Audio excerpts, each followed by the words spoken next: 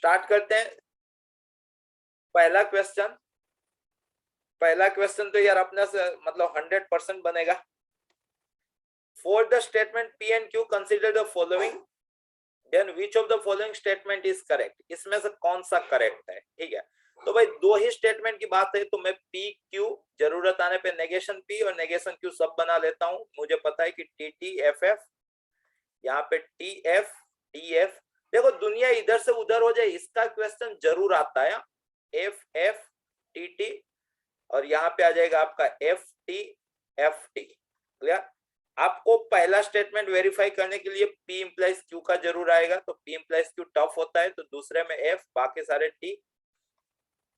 उसका आपको negation Q के साथ एंडिंग करनी है, तो लेफ्ट हैंड साइड पहले स्टेटमेंट की, तो नेगेशन Q के साथ एंडिंग करनी है। एंडिंग में सब सही तब सही, तो पहला F, दूसरा भी F, तीसरा भी F, चौथा T। अब इसका आपको स्टेटमेंट 1 बनाने में क्या करना है पता है, इसका नेगेशन P के साथ इसके साथ टफ चेक करना है, तो आखिरी चेक करना है, क्योंकि पहले 3 तो F है तो वहां तो टफ होगा नहीं। आखिरी देखोगे तो TT हो रहा है, वो भी टफ नहीं हो रहा है, तो मतलब ये सारी चीजें आपको T मिलेगी। तो आप यहां से बोल सकते हो कि स्टेटमेंट 1 टोटोलॉजी है। क्लियर, क्लियर था भाई? यस ओके, अब स्टेटमेंट 2 के लिए आ जाते हैं। आपको P और Q चाहिए भाई, आपको क्या चाहिए, P और Q। तो सब गलत तब गलत, P और Q, ये P ये और ये Q सब गलत तब गलत, तो आखिरी F, बाकी सारे T। ओके, ये आप फिजिक्स में भी किए होंगे। इसका LHS स्टेटमेंट 2 का LHS बना रहा हूं, ठीक है, मतलब एरो से पहले वाली चीज।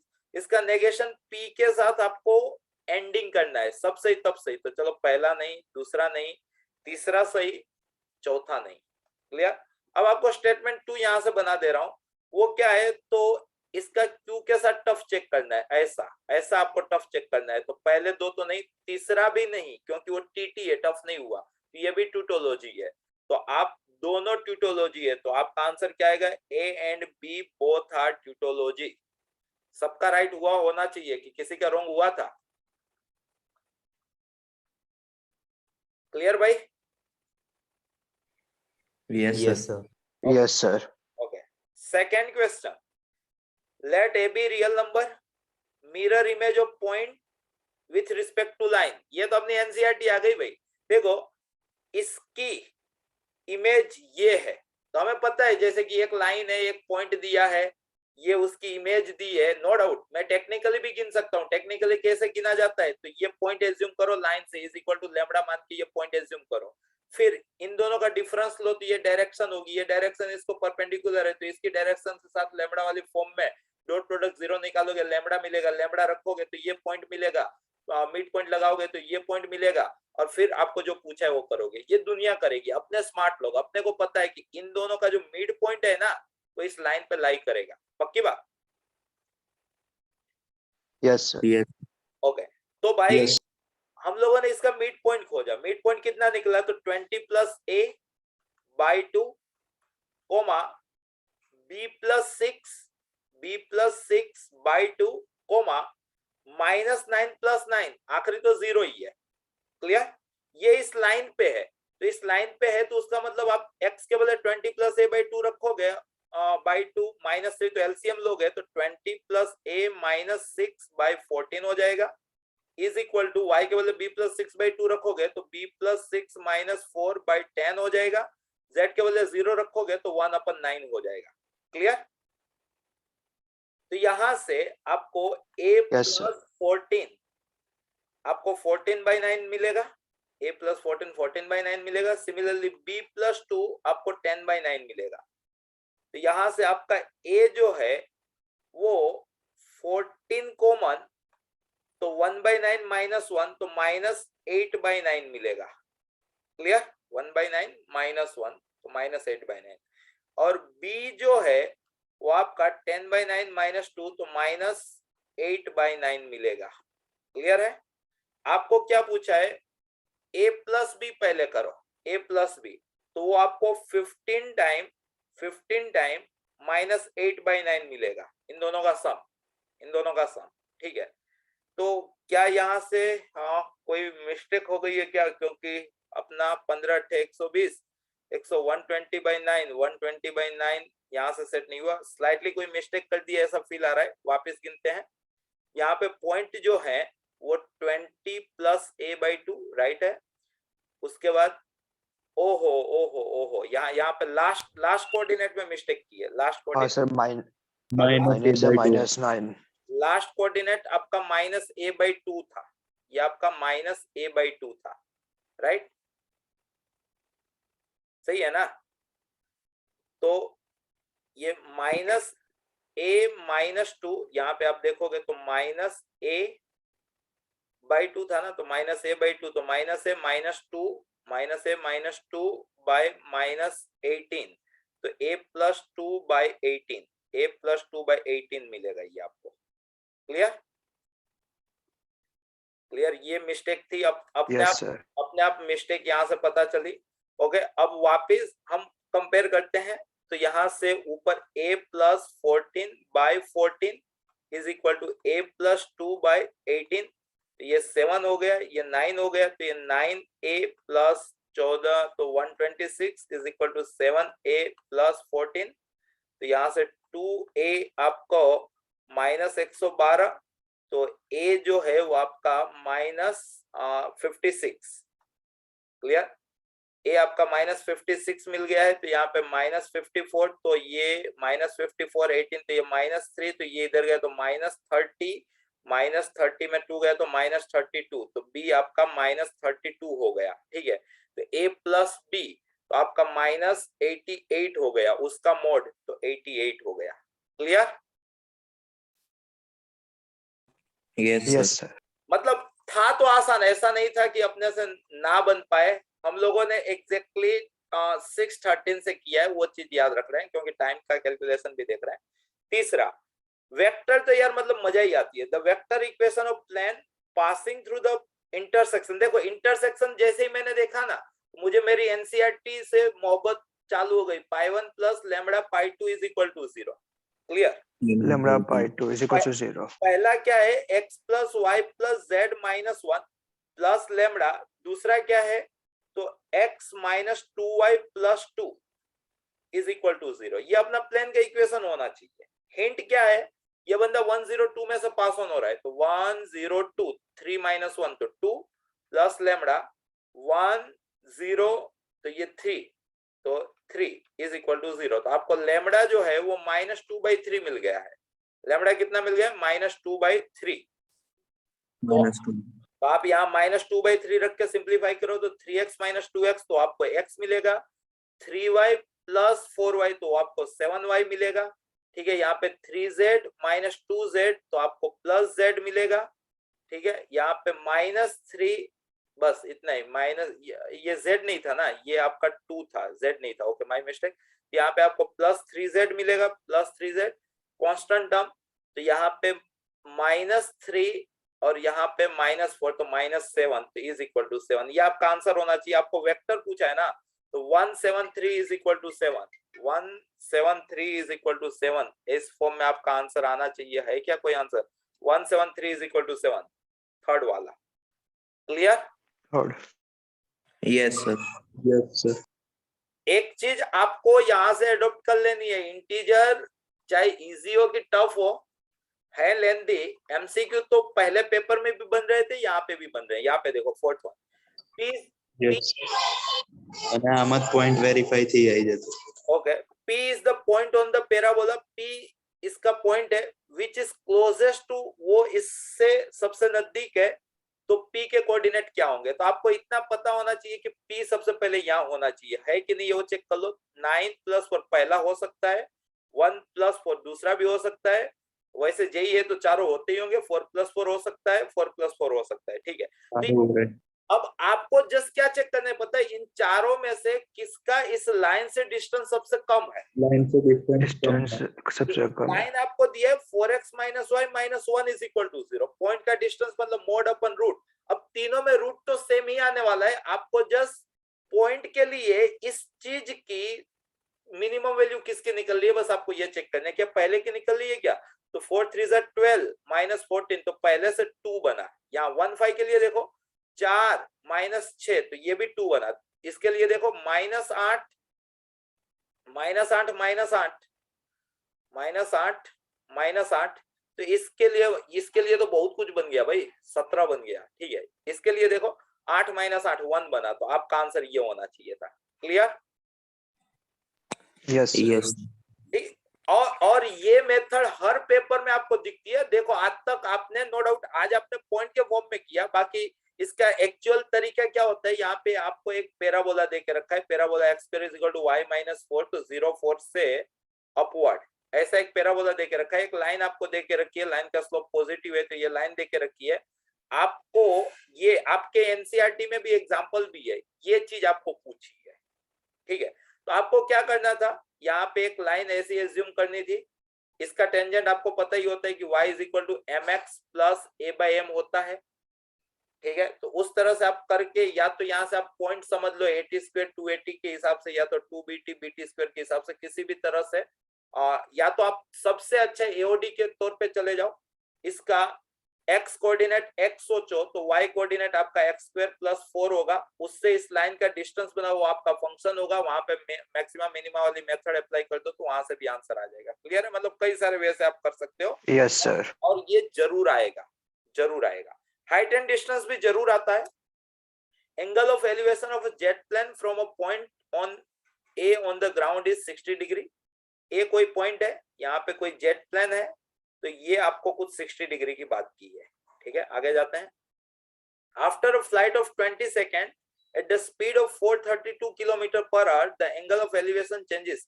अच्छा, अब देखो एंगल घटा तो मतलब पता चला कि वो बंदा दूर गया। Yes sir. थोड़ा बहुत फिजिक्स आपको आना चाहिए। तो उसकी वजह से है ना, ये एंगल जो है ना आपका, ये हो जा रहा है 30 degree. Clear? If the jet plane is flying a constant height, अब देखो जेट प्लेन का जो पायलट है वो एकदम ईमानदार है, वो एकदम ऐसे ही, मतलब एकदम फ्लुएंटली ऐसे ही मतलब वो उड़ाएगा प्लेन को। ठीक है, मान लो कि ये हाइट h है, तो कौन इस तरह से उड़ा रहा है, तो ये हाइट भी कितनी है, h है। ठीक है, ओके। देन इट्स हाइट, आपको h ही पूछा है, आपको ये बोला है कि ये 20 सेकेंड आपको वेलोसिटी दे के रखिए 432 किलोमीटर पर आवर। ठीक है, और ये चीज जो है ना, ये 20 सेकेंड के लिए जा रहा है, तो आपको ये पता होगा velocity is equal to distance upon time. Into time. Clear? तो ये यस सर। ऑप्शन देखो मीटर में है। अगर आपको फिजिक्स वाला याद हो तो शायद से 5/18 से मीटर पर सेकंड कन्वर्ट होता था, अगर मैं रॉन्ग ना हूं तो। Yes sir. 5/18 yes sir. मे भी, क्योंकि पढ़ाई बहुत टाइम हो गया। ठीक है, तो इसको सबसे पहले मीटर पर सेकंड में कन्वर्ट कर देते हैं, तो 18 2 36 ऐसा कट ही जाना चाहिए, 7 हाँ 18 4 तो 24 5 120, तो ये अपने को 120 दे के रखा है। क्लियर? ये 120 है तो ये भी 120 हो गया। क्लियर है ना? हाँ बोलो। Yes sir. हाँ बोलो। Yes sir. ओके, अब तो क्या है, 10 10 लगाना है और कुछ नहीं है। अगर आप यहाँ 10 60 लगाते हो तो आपको h, इसको आप x बोलो तो h/x मिलेगा। अगर आप इसके लिए 10 30 लगाते हो तो 1/√3, तो वो आपको h/x प्लस 120 मिलेगा। यहाँ से आप चाहो तो x को है ना h/√3 बोल सकते हो। ठीक है, या तो बहुत कॉम्प्लिकेट ना करना हो तो x plus 120 is equal to √3h। ठीक है, √3h, और आपको x आपको क्या चाहिए, h चाहिए था ना, तो x को आप h/√3 बोल दो, तो h/√3 इधर ही चला जाएगा, तो √3h माइनस h/√3 ये आपका 120 होगा। एलसीएम ले लो तो ये 3h माइनस 2h तो 2h आपका 120 √3 हो जाएगा, तो h जो है वो आपका 60 √3 हो जाएगा। कहीं कहीं कहीं पे कहीं पे कहीं पे कहीं पे कोई सर તમે 120 લીધો ન્યાથી જ ભૂલ કરો છો। ओके, यहाँ d = v * t કર્યું છે એટલે ટાઈમ ગુણવાનો રહી ગયો। 20 वडे गुणवानो। अच्छा हाँ, इस पूरे चीज को आपको 20 से खाली मल्टीप्लाई करना है और कुछ છેલ્લા સુધી સેમ જ રહેશે, છેલ્લા જવાબમાં 20 20 से मल्टीप्लाई करना है। चलो सही है, तो 1200 √3। क्लियर? मैंने वो पर सेकंड ये 120 पर सेकंड गिना था, लेकिन आपको 20 सेकंड ऐसा मूव बताया था, तो इसलिए उसको आपको उससे 20 से मल्टीप्लाई कर देना था, 120 को 20 से मल्टीप्लाई कर देना था। Okay. क्लियर है? लेकिन आंसर आ Yes, गया। sir. चलो, वैसे भी Yes, देखो sir. एक्यूरेट नहीं दिखा तो हम बना लिए। नेक्स्ट क्वेश्चन देखो, इस टाइप के क्वेश्चन मैं तो क्या है कि n की वैल्यू एज्यूम करके कर लेता हूँ, ठीक है। आप कैसे करते Yes. हो राम जाने। मैंने n को है ना 2 माना, सबसे एक ही बार में आ n को 2 मान लिया, तो ये आपका 3c2 मतलब 3 हो गया प्लस 2, आपको 2c2 तक ही जाना है, मतलब पहला स्टेप तो 1, तो आपका आंसर 5 आ रहा है। n के बदले 2 बोलने से कौन से ऑप्शन का आंसर 5 आ रहा है? n के बदले 2 बोलने से कौन सा ऑप्शन का आंसर 5 आ रहा है? तो ये 2 into 1 तो 2/6, तो ये तो नहीं है। यहाँ पे 2 into 3 6 तो ये हो सकता है। 2 into 5 into 7 तो 35 70 ये भी नहीं है। यहाँ पे 9 into 2 18 18 into 54 तो ये भी नहीं है। क्लियर? तो यहीं से आ गया आंसर। समझ में आया? हाँ सर।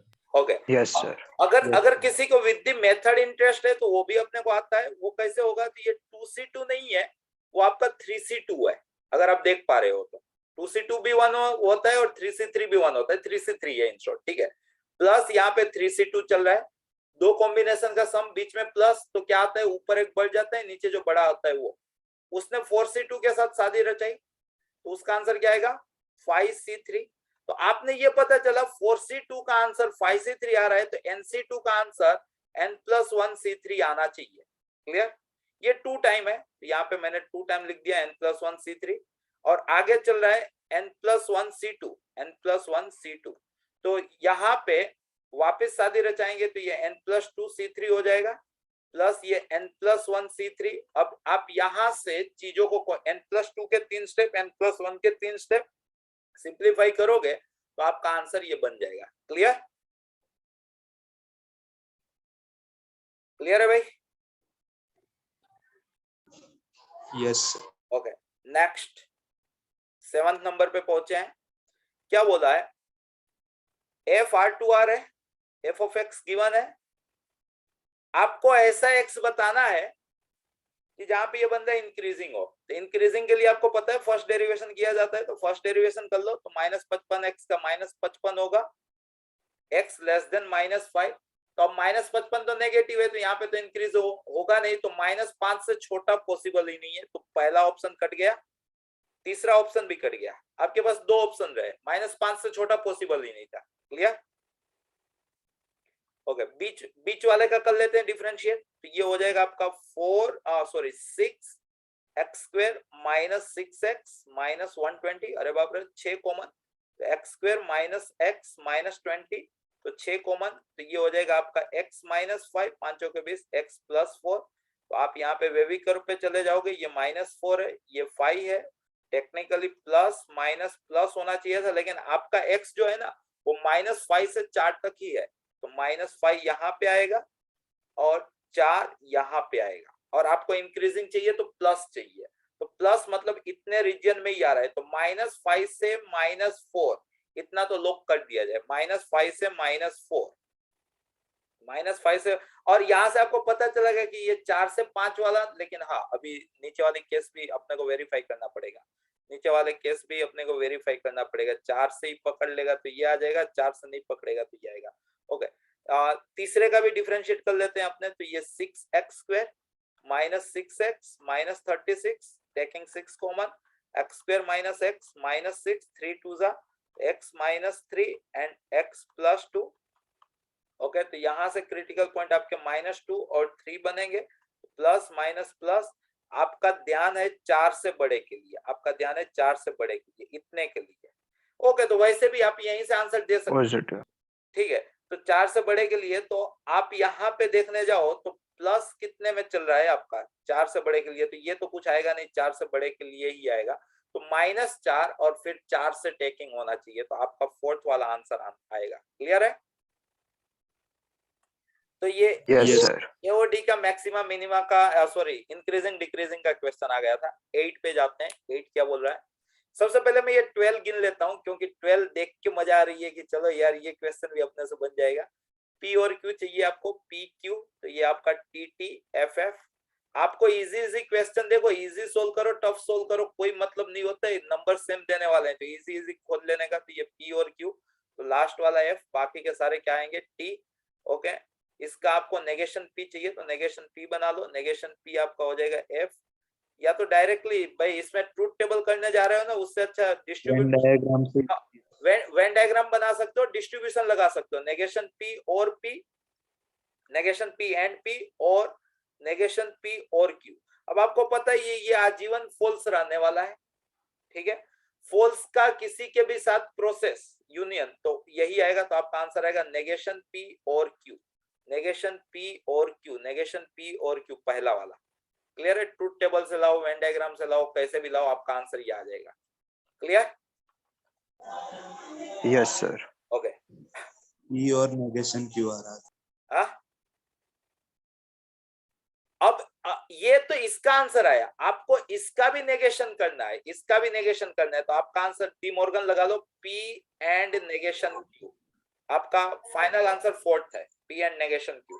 क्लियर? क्लियर है भाई? हर्षिल, पी और नेगेशन क्यू આવતું હતું? એ તારે ભૂલ છે, એ તારે ભૂલ છે। જો અહીંયા વિભાજનનો નિયમ લગા, તો નેગેશન પી એન્ડ પી और नेगेशन पी एंड क्यू, આટલું સમજાયું તને? હા, હવે જો આ સાચું તો આ ખોટું, ને આ ખોટું તો આ સાચું, मतलब આ આજીવન ફોલ્સ આવવાનું છે। ક્લિયર? એન્ડિંગ છે ને, તો બંને અલગ અલગ આવશે, અલગ અલગ આવે તો આન્સર એફ આવશે। ક્લિયર? એફ સાથે અગર તું ટી લઈશ તો જવાબ ટી આવે, ને એફ સાથે એફ લઈશ તો જવાબ એફ આવે, मतलब આ એફ હોવાથી આખાનો જવાબ આટલો આવવાનો, मतलब नेगेशन पी एंड क्यू, આ તારો જવાબ આવવાનો। આનું તારે નેગેશન કરવાનું છે, તો પી और नेगेशन क्यू, पी और नेगेशन क्यू। अच्छा, पी और नेगेशन, તો સર એ તો કહેતો તો પી और नेगेशन क्यू। એટલે અહીંયા કઈ કેલ્ક્યુલેટિવ રહી ગઈ, બાકી કરવાનું આ રીતના હોય। Clear? Okay, next 8, let f be a twice differentiable function defined r। f है वो दो बार डेरिवेशन कर सकते हैं, कुछ चीजें देके रखी है। डिटरमिनेंट 0 है भाई, डिटरमिनेंट 0 है, देखो तो ये f of x into f double dash x minus f dash x का square is equal to 0। in short f of x into f double dash x, ओहो एडवांस का क्वेश्चन रिपीट मारा भाई, स्क्वायर। ध्यान से देखना, एक को इधर लाया भाई मैं, तो f of x upon f dash x, differential का क्वेश्चन है ये, f dash x upon f double dash x. पता चला? ये आपका determinant is equal to 0, right hand side में से एक को नीचे लाया, लेफ्ट हैंड साइड में से एक को उधर नीचे भेजा। ये आपका variable separable, integrating both side, तो नीचे भाई ऊपर भाभी, ये log mod f dash x is equal to log mod f double dash x। सही जा रहा हूं क्या? मिस्टेक कर रहा हूं? अच्छा, इसका आप रेसिप्रोकल कर लो ना, बात तो सही होगी, लिखा नीचे सही है। इसका रेसिप्रोकल कर लो दोनों साइड, तो ऊपर f डैश x नीचे f ऑफ x हो जाएगा, तो log mod f of x आएगा, और यहाँ पे f डबल डैश x हो जाएगा, तो f डैश x आएगा प्लस c। तो अल्टीमेट log mod ऊपर f of x upon f dash x is equal to c। In short f of x upon f dash x is equal to e raise to c। Again integrating both side, reciprocal करके, इसका वापस reciprocal करके, तो e raise to minus c हो जाएगा यहाँ पे। तो ये log mod f of x is equal to e raise to minus c, वो कोई भी कांस्टेंट है, into x plus c। Okay, तो फाइनल आपको f ऑफ x जो है वो something e raise to cx इस फॉर्म में मिलेगा। क्लियर? क्लियर है भाई? घुमा फिरा के यहां तक पहुंचना था, दौड़ दौड़ के, बस ये इसका इंपॉर्टेंट जरिया था, और ये मतलब आ चुका है एडवांस के अंदर पुराने जमानों में। क्लियर है? Yes sir. ओके, अब कंडीशन है आपको मतलब जबरदस्त दे के रखी है कंडीशन है, f of 0 1 है, Sir, log of f of x upon f dash x is equal to c પછી जो फरी वक्त कर लो, તમને f of x into f double dash x minus is equal to f dash x whole square આવું આપ્યું છે indirectly determinants clear.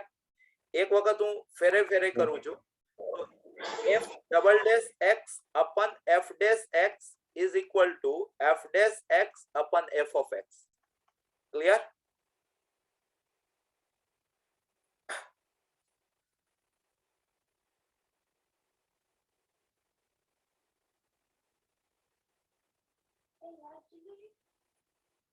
Light चली गई वही तो दिक्कत आई.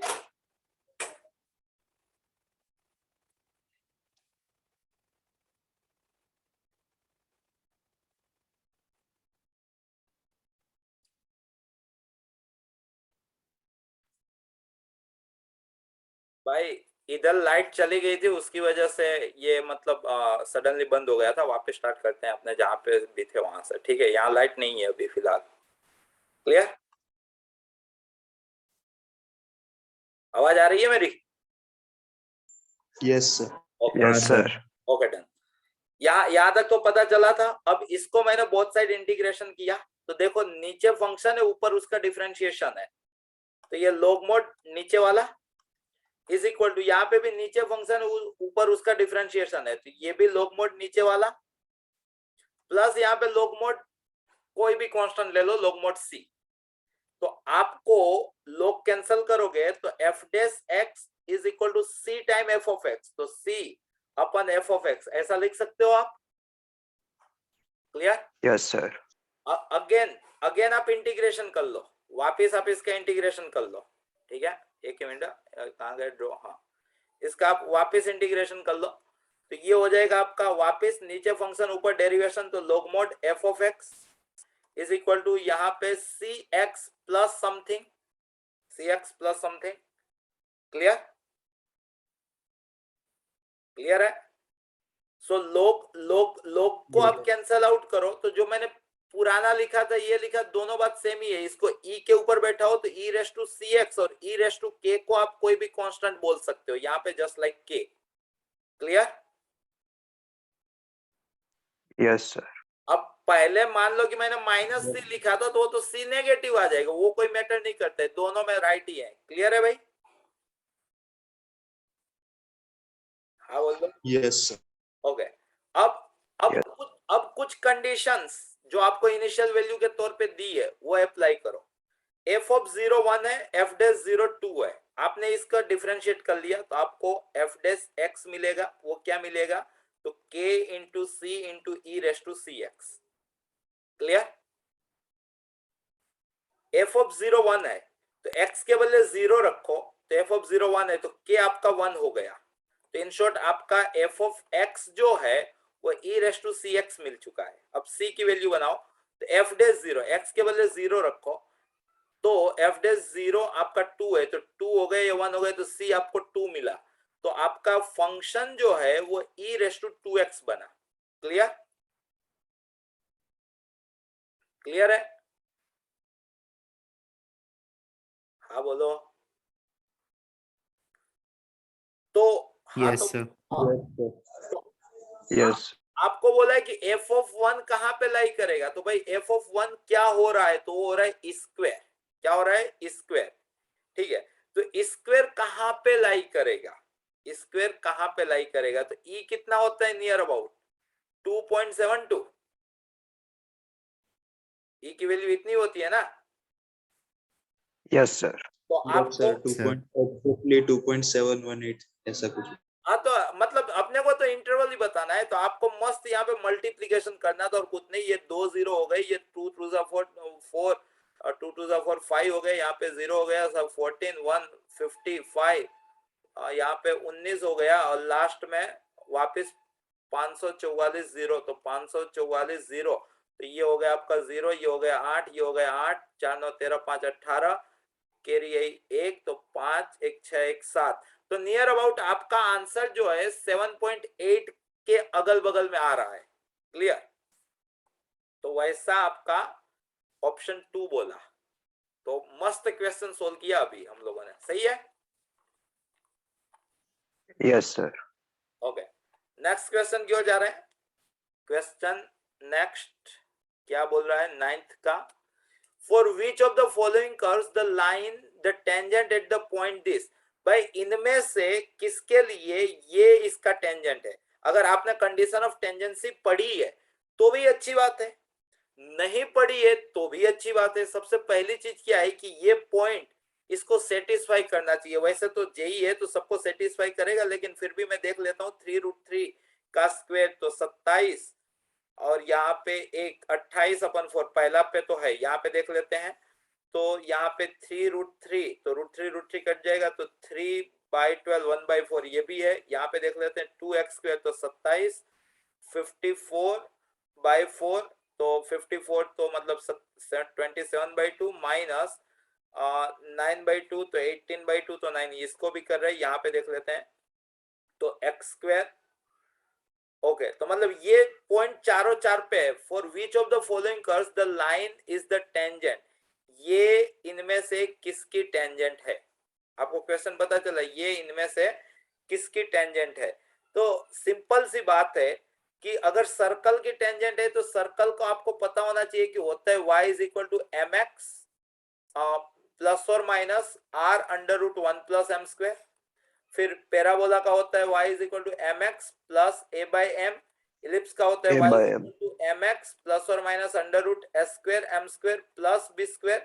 और y is equal to mx plus और माइनस हाइपरबोला का होता है s²m² माइनस b²। क्लियर है, कंप्लीट। Yes, sir. तो हम सोल्व करते हैं। यहाँ पे सारे केस में m जो है वो आपका -1/√3 लेना है। क्यों, क्योंकि यहाँ पे दिया है, दिख रहा है ना, हाँ, दिख रहा है। ओके, तो दिख ओके, तो हम देखते हैं यहाँ पे, और इसका अगर हम बनाते हैं, पहले का अगर हम बनाते हैं तो y इज इक्वल टू, अपने को कांस्टेंट टर्म ही वेरीफाई करना है और कुछ नहीं। इस इक्वेशन को सही ढंग से लिखे तो y is equal to -1/√3 x plus 2 मिल रहा है। क्लियर है, ये जो इक्वेशन है उसमें y को अकेला करो तो -x/√3 प्लस 2। ठीक है, तो अपने को यही चीज चेक करनी है कि किसके लिए 2 हो रहा है, यही चीज अपने को चेक करनी है, क्योंकि m तो सब में सेम ही जाने वाला है। क्या पहले के लिए हो रहा है, तो r आपका हो गया √7, r हो गया आपका √7, अंडर रूट में 1 प्लस m² तो 1/3। तो इसके लिए देख लो तो 4/3 नहीं हुआ, तो पहला तो आपका आंसर नहीं था। क्लियर। दूसरे के लिए देखो a/m, तो 4 है 1/6√3 है, तो a हो गया 1/24√3, a हुआ a/m, तो बाय m आपका था -1/√3, तो ये तो नेगेशन में आएगा, तो ये +2 नहीं होगा, तो दूसरा भी आपका आंसर नहीं है।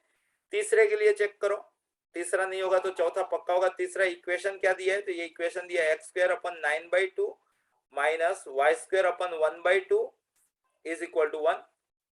ठीक है, तो s²m² तो 9/2 इंटू m² तो 1/3 माइनस b² तो 1/2। अब ये देख लेते हैं, तो ये कितना हुआ, 3 तो 3/2 माइनस 1/2 तो 2/2, 2/2 1 हुआ, अपने को तो 2 लाना था, तो ये भी नहीं है। तो अपने को आंसर मिल गया, ये है। खाली मन के शांति के लिए लिख लेते हैं, तो x²/9 plus y²/1 is equal to 1 देके रखा है, तो s² into m² plus b², तो 3 3 9, तो 3 + 1 4 का √2 हो गया, तो आपका आंसर ये 4th था। क्लियर। Yes, sir. और पहले ही बोल के रखा Yes. है कि मतलब ये मेथड कंडीशन ऑफ टेंजेंसी काफी इंपॉर्टेंट है, तो ये आपको पता होना चाहिए। क्लियर। नेक्स्ट क्वेश्चन पे जाते हैं। नेक्स्ट क्वेश्चन कहाँ पे है, कौन सा है, ओहो इंटीग्रेशन का आ गया।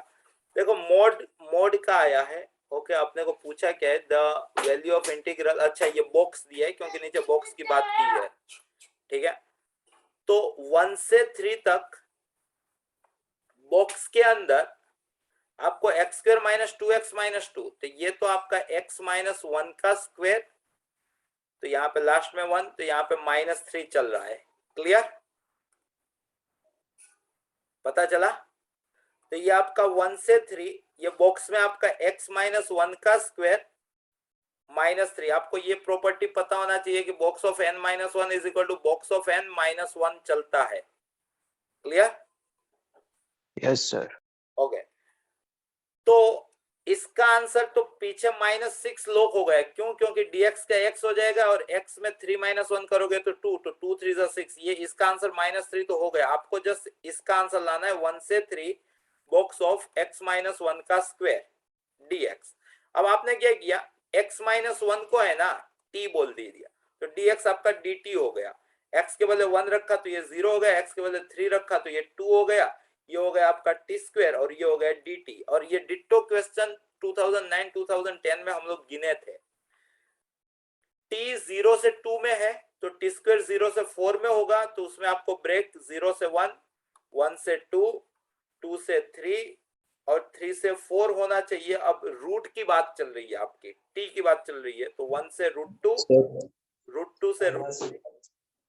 સર -3 ને બોક્સ માંથી બહાર કાઢી નખાય એટલે ગમે તે કોન્સ્ટન્ટ હોય નીકળી हाँ, कोई भी कांस्टेंट इंटीजर हो तो निकली जाए। क्लियर? तो હા સર तो आपको इतना मिला। अब इसके अंदर आपको बॉक्स ऑफ एक्स स्क्वायर देखना है, तो 0 से 1 तो उसका स्क्वायर 0 से 1, तो उसका बॉक्स यहाँ पे 0 बनेगा। 1 से √2 तो 1 से 2 तो उसका बॉक्स 1 बनेगा। √2 से √3 तो 2 से 3 तो उसका बॉक्स 2 बनेगा। और √3 से 2 तो 3 से 4 तो उसका बॉक्स √3 बनेगा, मतलब 3 बनेगा। क्लियर है? तो आपको अल्टीमेट ये गिनना था, ये 0 तो गिने